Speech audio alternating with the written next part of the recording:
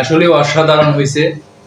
একদম তৃপ্তিটা মানে আত্মাটা ভরে গিয়েছে, কারণ এই গরমে ঠান্ডা পানি দিয়ে কাঁচা আম নিজে চেষ্টা করছি করার, করে ফেলেছে অলরেডি। এই যে হচ্ছে আমি গ্লাসে নিয়ে নিচ্ছি, আর খেয়ে দেখবো যে কেমন টেস্ট হয়েছে।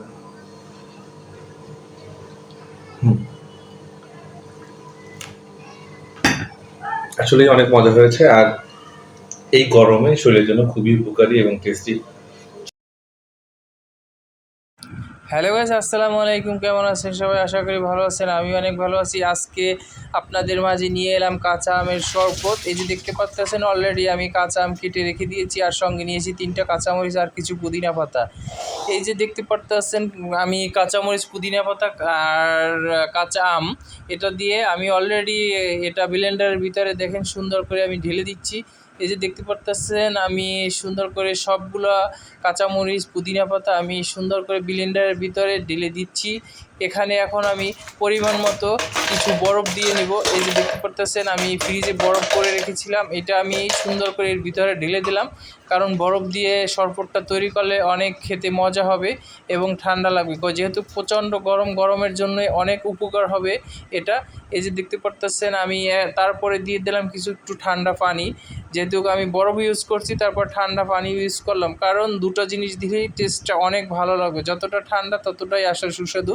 পরিমাণ মতো আমি বিট লবণ দিয়ে দিলাম। এই যে দেখতে পাচ্ছেন, এখানে পরিমাণ মতো বিট লবণ দিলাম, আর একটু লেবু চিপিয়ে দিলাম, কারণ টেস্ট বাড়ানোর জন্য আরও সুন্দর করে একটা আমি লেবু চিপ দিয়ে দিলাম এখানে। আর তারপরে আমি পরিমাণ মতো এখানে দিয়ে দেবো আমি মিষ্টি। এখানে আমি 2 চামচ পরিমাণে আমি মিষ্টি দিলাম। আসলে আমি জিরো সুগারটা খাই, এই জন্য আমি এটা জিরো সুগার এটা দিয়ে দিলাম। এখানে চিনি ইউজ করলাম না আর কি, আপনারা চিনি ইউজ করতে পারবেন। এই যে দেখতে পাচ্ছেন, আমার জুসটা ব্লেন্ডার করা হয়ে গেছে অলরেডি, আর অনেক সুন্দর হয়েছে।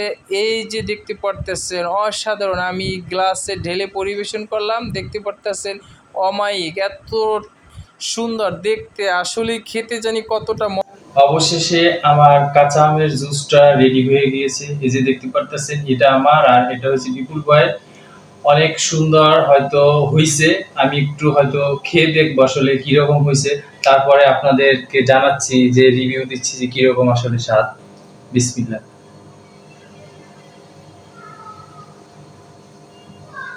আসলে অসাধারণ হয়েছে।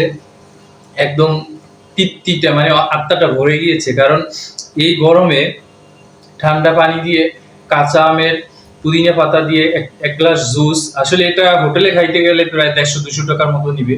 আমি বাসায় করে খাচ্ছি, আপনারাও চেষ্টা করলে অবশ্যই বাসায় করে খান, গরমের জন্য খুবই উপকার হবে। আর সবাই ভালো থাকবেন। আজকের মতো ভিডিও আমার এখানেই শেষ। আল্লাহ হাফেজ, বাই বাই।